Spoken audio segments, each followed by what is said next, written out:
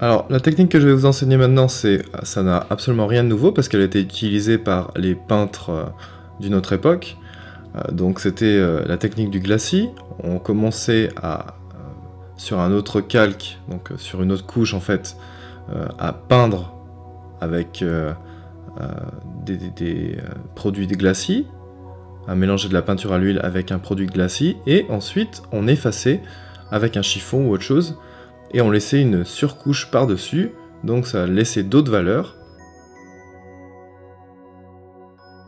C'est exactement ce que je vais faire. Je crée un autre calque. Donc là, j'ai fait un Alt-clic pour assigner, donc pour verrouiller la transparence du calque du dessus sous le calque du dessous. Donc j'aurais pas besoin d'utiliser de lasso ou quoi que ce soit. Donc il faut faire Alt-clic entre deux calques pour ça, entre le calque du dessus et le calque du dessous, pour verrouiller la transparence. Ensuite je commence à peindre les ombres avec, donc là c'est un outil plutôt dur, une brosse plutôt dure. Et ensuite avec une gomme, je vais pouvoir effacer les contours comme j'ai fait dans la vidéo que vous découvrirez tout de suite après.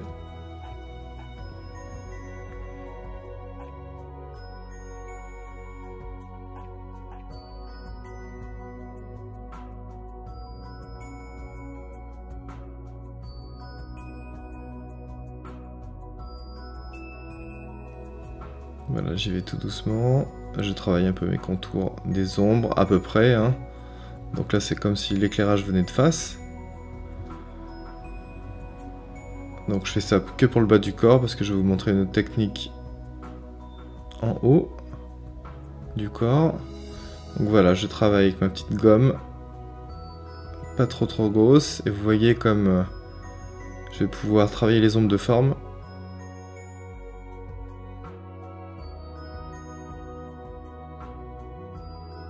Donc là ça fait un petit peu trop parfait bien sûr parce que j'utilise les outils très proprement, mais ça aurait pu être moins propre.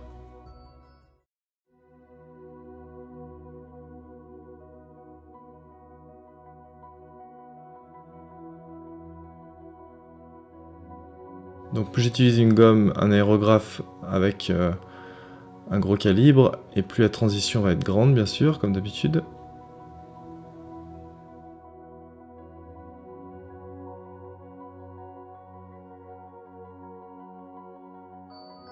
Donc là j'ai utilisé un calque par-dessus en mode normal, mais j'aurais pu très bien utiliser avec un autre mode de fusion, donc je vais vous montrer ça plus tard. Et je vais vous expliquer comment fonctionnent les modes de fusion des calques aussi, tant qu'à faire. Et ce sera pour une prochaine vidéo. Donc là je vais mettre un calque par-dessus la tête, donc en mode écran, en mode screen en anglais. Donc ça va éclairer un petit peu en jaune la tête, et je vais ensuite effacer avec cette fois-ci un pinceau un petit peu plus dur.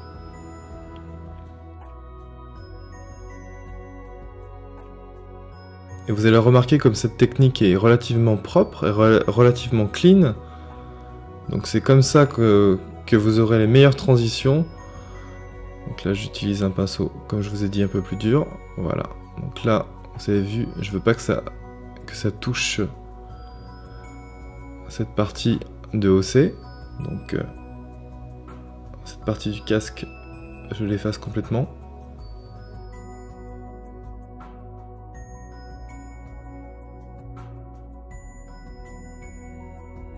Et là, vous voyez comme ça fait assez naturel. On voit que la lumière qui tape le casque et qui tape le visage.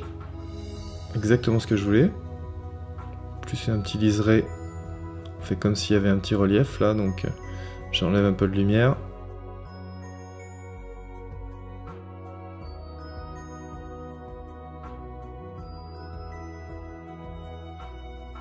peux travailler aussi avec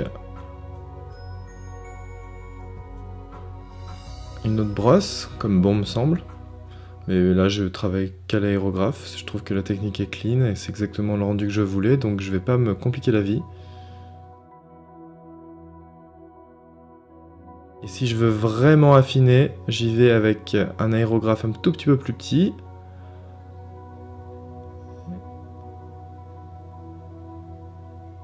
Et voilà, le tour est joué.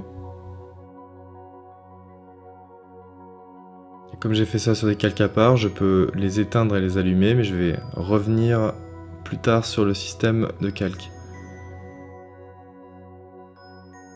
Voilà, je vous laisse passer sur la vidéo suivante, où je vais vous expliquer comment fusionner les différentes valeurs.